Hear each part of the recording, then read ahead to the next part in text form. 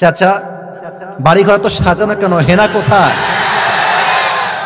একদিন সময় আসবে তোমার জীবনে, হয়তো তুমি এসে বলবা, চাচা বাড়িঘর তো সাজানো কেন, হেনা কোথায়? আর চাচা বলবে, বাবা হেনার তো বিয়ে হয়ে গেছে, তুমি বাস খাও, তুমি গাঞ্জা খেয়ে ঘুরে বেড়াও। এটা আমি তোমাদেরকে মন প্রাণ থেকে বলছি, যুবক ভাইরা অলওয়েজ মাথায় রাখবা, পুরুষ মানুষ যতদিন টাকা কামাই করতে পারে সবার কাছে প্রিয় থাকে, আর যেই দিন টাকা কামাই বন্ধ হয়ে যায় আপন মানুষগুলো সব পর হয়ে যায়। টাকা কামাই করো হালাল ভাবে, অনেক বেশি ব্যবসা করো, চাকরি করো, উদ্যোগ নাও, প্রতিষ্ঠিত হও জীবনে। যদি মায়ের কাছে সেরা সন্তান হতে চাও, যদি বাবার কাছে সেরা সন্তান হতে চাও, যদি তুমি তোমার স্ত্রীর কাছে সেরা স্বামী হতে চাও, যদি তুমি তোমার সন্তানের কাছে সবচেয়ে প্রিয় বাবা হতে চাও, তুমি যদি বোনের কাছে সবচেয়ে প্রিয় ভাই হতে চাও, টাকা কামাই করা ছাড়া কোনো গতি নাই যুবক ভাইরা। বলো বলো বলো।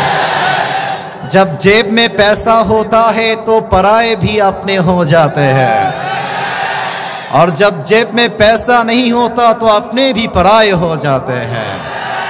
পকেট ভর্তি টাকা থাকলে ভালোবাসার মানুষের কোনো অভাব হয় না বাংলাদেশে, আর পকেট খালি হয়ে গেলে ঘরের আপন বউটাও পর হয়ে যায়।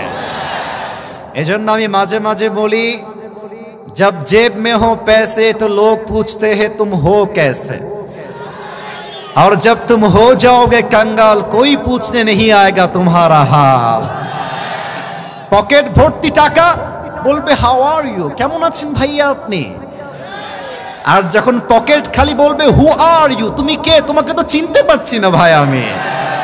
এই পুরো দেশটাই হচ্ছে টাকার খেলা।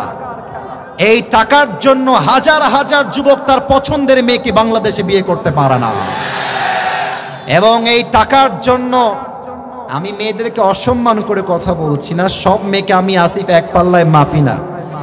অনেক মেয়ে টাকা দেখলে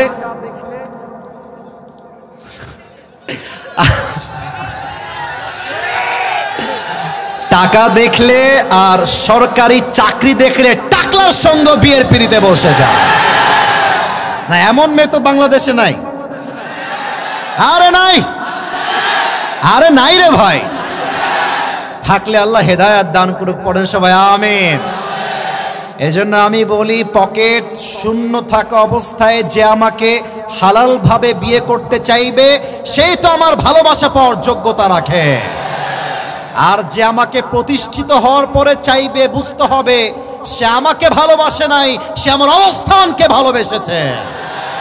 আল্লাহ যুবক ভাইদেরকে হালাল ভাবে বেশি বেশি ইনকাম করার তৌফিক দান করুক, পড়েন সবাই আমিন।